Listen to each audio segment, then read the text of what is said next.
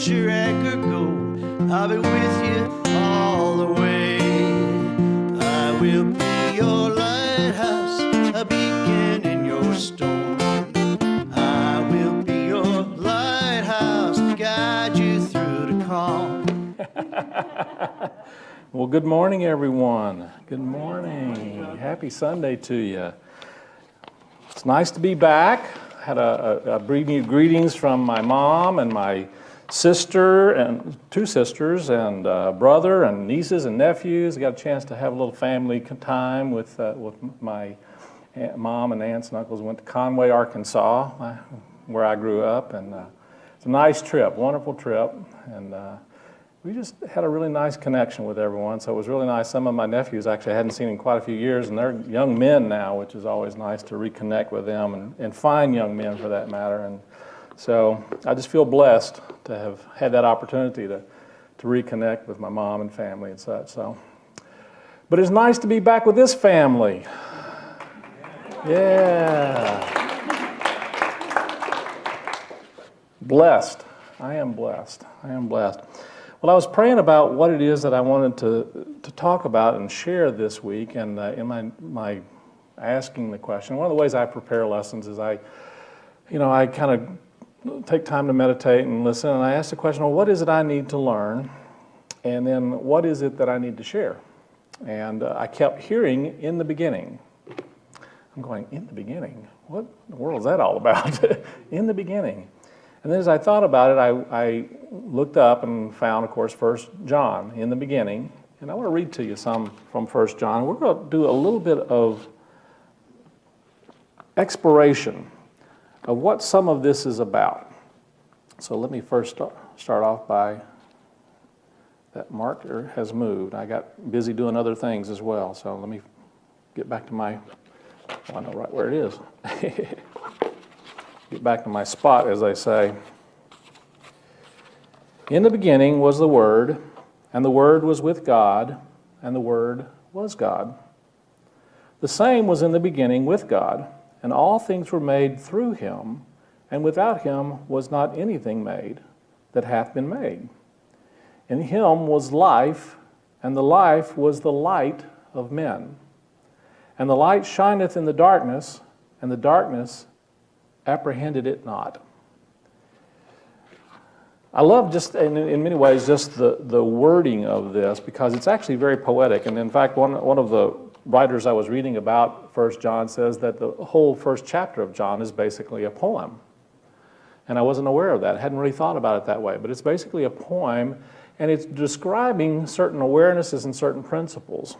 And I thought about this in terms of how the beginning of time and the beginning of all things, and my beginning, your beginning, all of our beginnings, that all of our beginnings are from the same source. We all start in the same place, from the same way, and it is all a part of an ongoing beginning that is happening over and over again. Came across a story that there was a group of scientists who got together one day and decided that, mankind had really come a long way, and that we had, we really no longer needed God. We no longer needed the divine, because, look at all the things that we've been able to do. So they picked one of the scientists to go and tell God that they really didn't need him anymore. And so the scientist walked up to God and said, God, we've decided that, you can take a break. We don't really need you anymore. And, we're at the point where we can clone people, where we can do many miraculous things. And so, we just don't need you anymore. And God listened very patiently and kindly and said, okay, well, after this, seeing this, he said, well, very well, how about let's say that you and I have a man-making contest. And the scientist said, oh, well, okay, yeah, we could do that. Yeah, let's do that. Okay, great, that's a great idea. And God added, now, we're going to do this just like I did in the old days at the very beginning with Adam. And the scientist said, sure, that's okay, we'll do that. And so the scientist reached down and bent down and picked up some dirt. And God said, oh, no, you get your own dirt. I thought that was a cute story. So I'm thinking about, beginnings and what that means in many ways. And it led me actually to really thinking about this scripture and how it really is about creation and the creative process, but it's also about not just the beginning of time creation, but the beginning of creation in and through us. And it really is about talking about a creative principle and process that is working through us. And there are wonderful awarenesses and principles in actually in the whole book of John, about how you and I can become more in alignment with and in tune with the creative principles of consciousness that we are participating in to create our experiences in life and to live a more spiritual life, a life that is really more based upon these understandings and these spiritual awarenesses. And so as I began to look at this, I came across another story, and one of the things that that we are learning about is how we can learn to be more conscious and awake and aware in our lives. And this ties into so many spiritual teachings. And one of the things that I came back to was some of my roots in terms of spiritual, really metaphysical understanding was Charles Fillmore, of course. And Charles Fillmore is the co-founder of Unity, those of you not familiar. And Charles wrote an amazing work called The Mysteries of John. And he looks at these stories and these understandings within the Bible and recognizes the metaphorical and the allegorical aspects of them and how they are really speaking to and about the evolution and the unfoldment, I should say, of our individual souls as we go through an awakening process. I have a lot of folks that sometimes come to me and ask the question, does Unity teach the Bible? And I would suggest to you that one of the things that we say is that the Bible is our primary textbook. What I mean by that, and what Unity means by that, is that it really is intended for us to learn from. But one of the things I also want to say is that I have been in circles and places and churches and places where I think that in many ways the worship is of the Bible, and not necessarily what the Bible is trying to point to. And I have issues with that. I'll be honest with you. The Bible, as I see it and understand it, is a tool. A hammer is an amazing and wonderful tool. You and I would not be in this wonderful facility had there not been artists who knew how to use a hammer in a good way. But a hammer can also be very destructive, can it? And so I think that is true also of the scriptures of the Bible, that the Bible is really intended to build something amazing and beautiful in our lives, and it's a tool and a guide for helping us to understand how we can evolve and grow in that way. Now, I'm going to say, some of you may disagree with this, but I believe all of our sacred scriptures are for that purpose. And I come from a culture and a background, and I know that many of you do also, that this was the primary tool for helping us to discover God, to discover the divine. I don't think many of us would have ever actually really had the awareness or consciousness or thought about something divine had we not experienced it through some of the sacred writings. Had we not experienced some of the experiences that some of our ancestors and forefathers had, and awarenesses and insights that they gained in their own unfolding of this always available presence and power and light and love. But we oftentimes fall asleep. We fall asleep. We fall asleep to who we are. We fall asleep to our connection with something higher. We fall asleep. And one of the things I have found is that oftentimes when I do that, if I will go back and read some of the stuff that I'd read before, I will get a whole other understanding and awareness of it, a whole other insight, and new things come to me, and new awarenesses come about my own nature and being, and also what is being presented to me in many ways. There was once a man who was told that he told his wife he was not feeling well, not doing well, was kind of ill, and he said he never wanted to wind up in a vegetative state. And he made her promise that he didn't want to be dependent upon machines and things like that if he ever got into that place where he was in this vegetative state. And so he made her promise that if she ever felt that he had moved into that vegetative state, that she would go pull the plug. So she got up and unplugged the television. Well, that would be only partial beneficial today because you'd have to get rid of the iPhones and the iPads and am I right? I think so many times we find ourselves getting hypnotized in the world and by the world and by media. And it's important for us to recognize that there's something so much more about our awakeness and our aliveness than we find in our iPhones, on our television. There's so much going on more than what we read in the newspaper. There's so much more happening in life that is so important and so valuable and so significant than what we're seeing on this little tube. Or maybe it's a big tube. Maybe you've got one of these great big ones. I don't know. I've got a great big one, which I like, but I'll be honest with you. But yeah, I can it's not hard to get absorbed into all of the stuff that's going on and think that that's the reality. And I think this is one of the things that this is really saying to us and trying to teach us, is that it's important for us to recognize and go back to an understanding that in all things and through all things, there is a creative process and a creative principle that is good, that is working for good, that is manifesting good. I was reminded of Charles Fillmore's work, and he says that in the beginning was the word was logos. The word logos really implies more than just simply words. The word logos really has to do with that creative principle. There's a creative principle that is at the beginning of all things. We are a part of that creative principle, and that creative principle is a part of us. I thought it was kind of interesting how it says it was with God, and it was God. Interesting, why would it say it was with God and it was God? It almost implies like there's some kind of a separation. But I'm going to suggest to you it was really simply a way of helping us to understand that this creative principle is not only the source, but it is from that which from all things, the source that all things are made of, that it's in the world as well as in the beginning of the world, the source.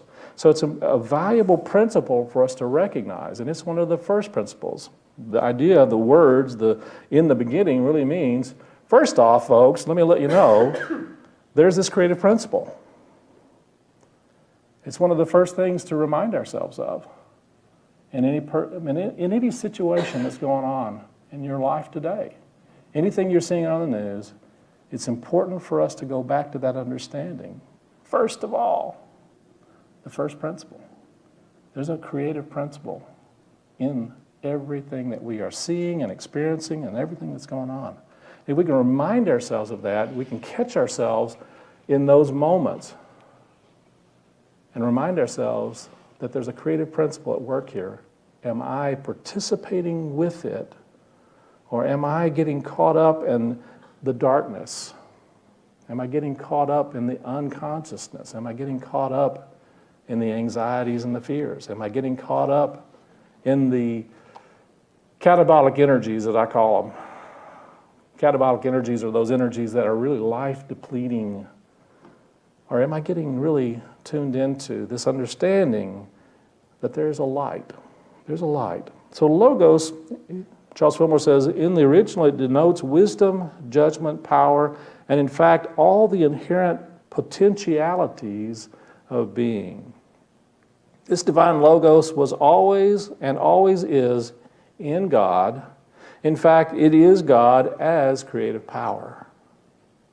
And he goes on to say, man may get a comprehension of the creative process of being by analyzing the action of his own mind.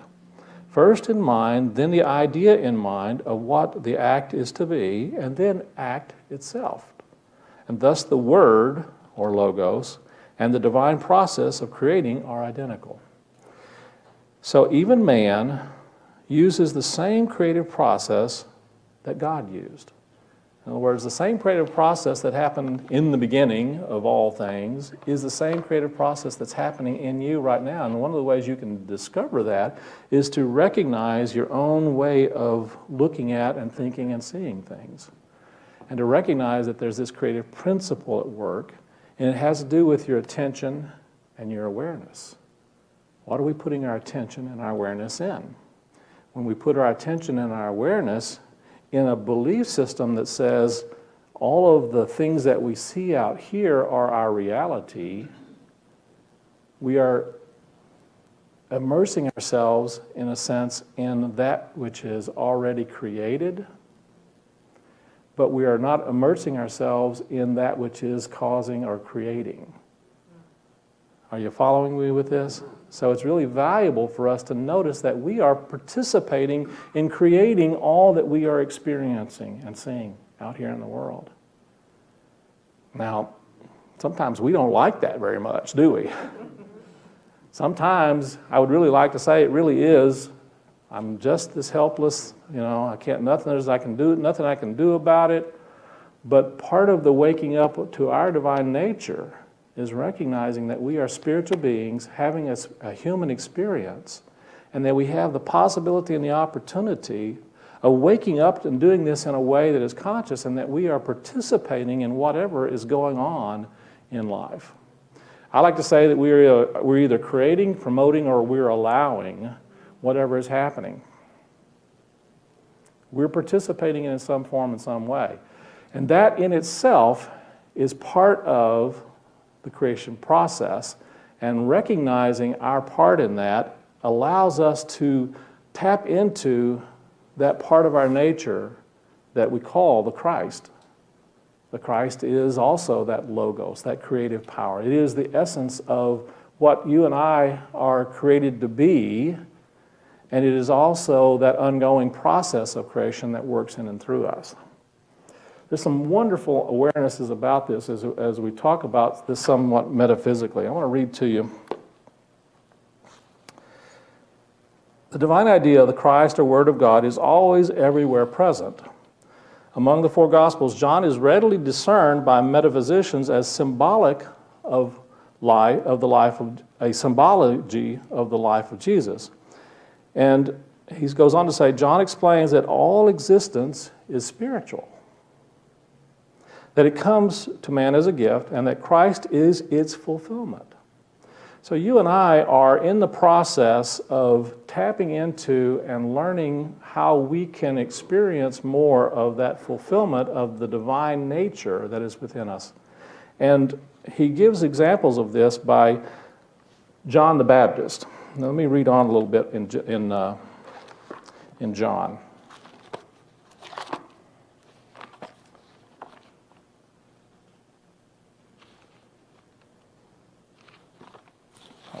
My markers got mixed up when I was doing some other study. There was a man sent from God whose name was John. He came for testimony to bear witness to the light, that all might believe through him. He was not the light, but came to bear witness to the light. And the true light that enlightens every man, and I'm going to make this generic, every person, the true light that enlightens every person was coming into the world. He was in the world, and the world was made through him. And yet the world knew him not. He came to his own home, and his own people received him not. But to all who received him, who believed in his name, he gave power to become children of God, and who were born not of blood, not of the will of the flesh, nor of the will of man, but were born of the divine. I'm paraphrasing here. It says the born of God, but I'm saying you and I, it's talking about, let me read back up a second, because I think this is it's pretty cool. The true light that enlightens every person. See, this has oftentimes been thought to refer to specifically Jesus.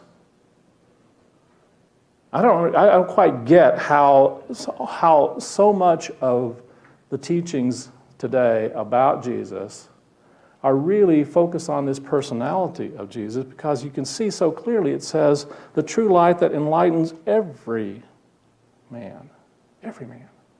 And that true light, what we're referring to here, is the Christ consciousness, the Christ light. And that Christ light enlightens every one of us. It's in every one of us. It's very plain when you really look at it. And that light is in the world. When I say it's in the world that they're referring to here means basically the material world, what's manifest, that which has already been manifested. Does that make sense? So the light, that divine nature, is already in all that's been manifested. And all that's been manifested is manifested through that light, through that creative principle of the Logos.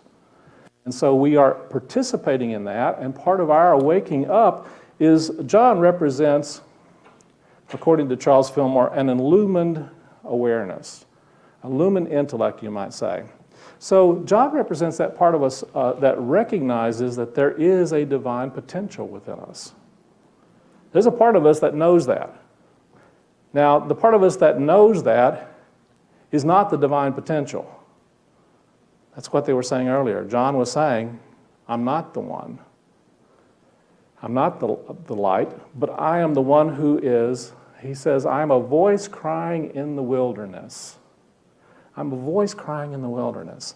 And to me, that's just a voice within us that says, man, there's something more within me than I have been able to see or recognize in all of this mess that goes on inside me. You guys don't know the mess I'm talking about, the wilderness that I'm talking about? Yes. Anybody know what about, ever felt like you've really been in a wilderness? You may feel like you're in a wilderness right now, but I want you to know there's a light inside of you. And this voice of John the Baptist is this voice that's saying, you know, there's a possibility that's greater than what I'm experiencing and seeing at this time. And it's calling us to come into an understanding and awareness of that so that we can align ourselves. I'm a voice crying in the wilderness saying, make straight the path of the Lord.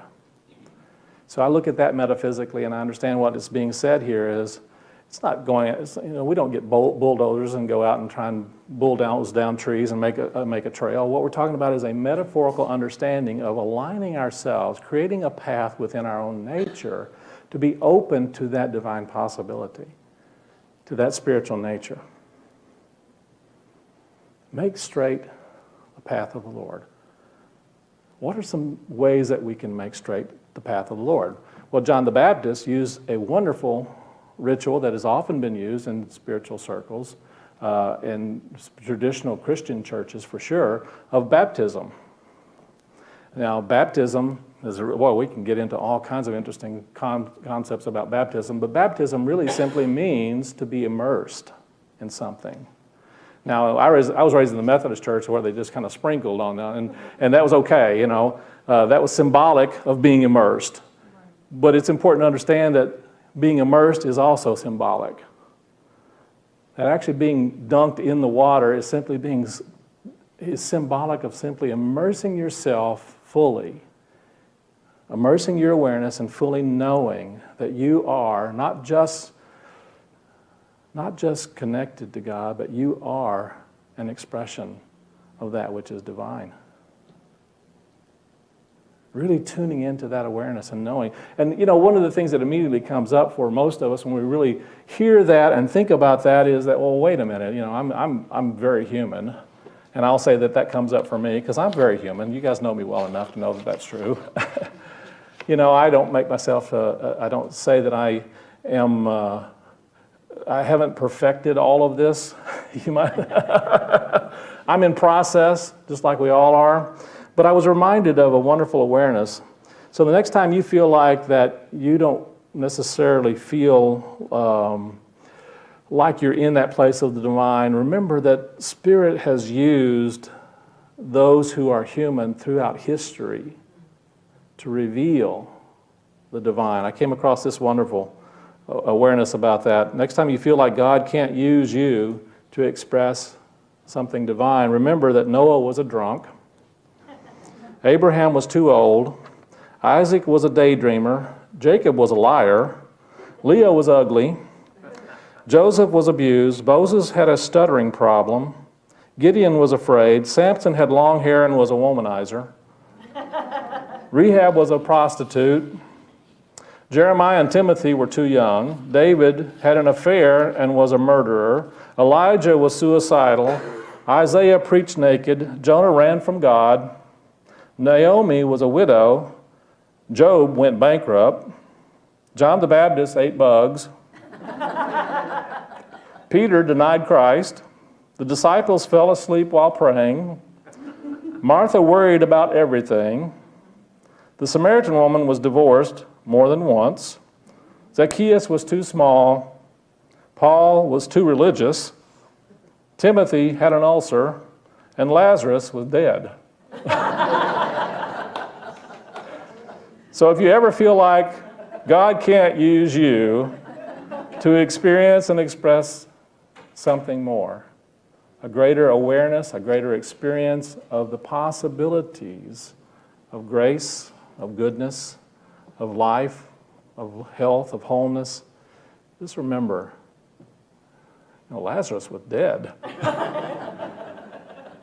You and I are created in the image and after the likeness of the divine, and this is a wonderful reminder and way of helping us to remember that there are parts of our nature that are continually in the process of creating and waking up to this logos, to this unfolding principle of creativity. And so when you go out into your life this week and you happen to flip on the news and you see all that's going on, and there's a lot going on, there's a lot going on. It's important for us not to get so caught up in the fears and the anxieties and the worries about that, but to recognize that you and I can participate in helping to bring about a transformation. Whenever you are in a place where you're seeing conflict, certainly hold an energy and awareness and a thought of peace within yourself. See that happening for those that we want to have and help them have experiences of peace. Whenever you look out and see someone who is suffering in some way, know that the presence of the divine is within them and that their healing and their unfoldment is already available to them and can come through them in ways that maybe they're not seeing at this time. Even our very act of being able to see them for them can help them to open a window of awareness in their consciousness of that creative power that's working through them, to help them to see perhaps a little differently. If we find ourselves dealing with or confronted with someone who is experiencing that energy or that catabolic feeling of lack in their life, you and I can help to know that the presence of God is within them and is their source, and help them to hold, by holding an awareness for them of unlimited abundance of good in a way, in a form that's just right and perfect for them. So I invite you this week to think about this idea of logos, to spend some time thinking about the understanding that there's in every circumstance and situation that I'm faced with, in the beginning, there's a creative process, and that's working in and through me. That's homework for a week or two maybe, But let's play with that this week and think about that idea. What's in this from me? And what can I do to shift and to participate in it in a way that will bring about a greater experience of love, of joy, of grace, of peace, of the blessings of Spirit? So have fun with that. Let's move into our meditation time. So just take a nice deep breath now. Let yourself breathe into the heart space. As we breathe in and out, we allow the presence, the light, the logos to breathe us in and out. Moving into that place of stillness, of peace. we allow a feeling and a knowing of the light to expand and grow. The feeling and the assurance of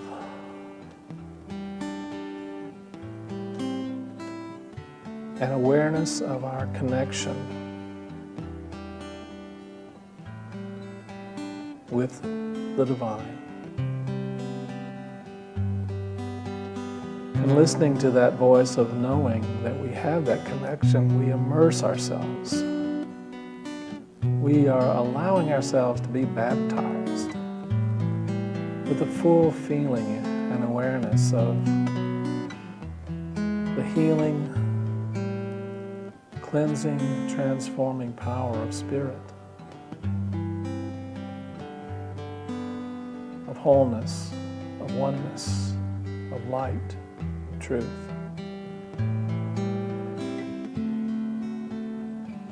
And we know that that creative power and principle of love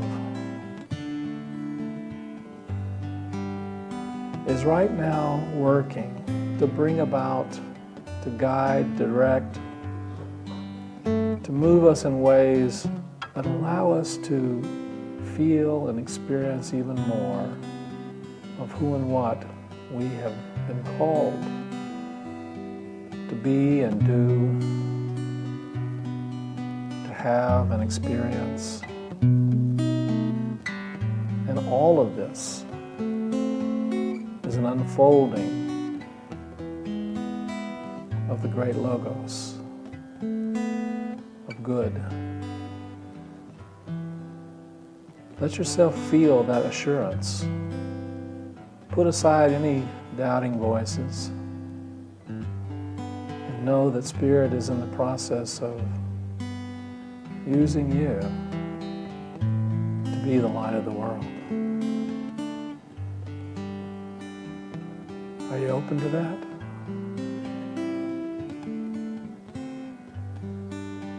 Are you open to hearing that voice of the Christ inside saying, I am the light of the world. You are the light of the world.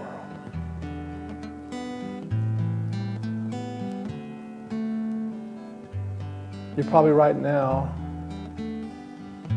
open to awarenesses of how you can do that, but you may not know it right now. But as you step forth through your week, the light will be revealed and the way will be shown of how you can express more of the presence of God as love, as light, as abundance, as peace, as power. And so just take a deep breath knowing that Spirit is right now working and will continue to work.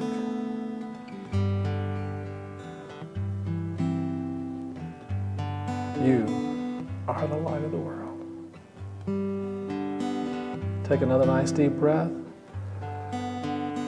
Let your heart be filled with that assurance, that expanded possibility of a greater good and strength and power and faith.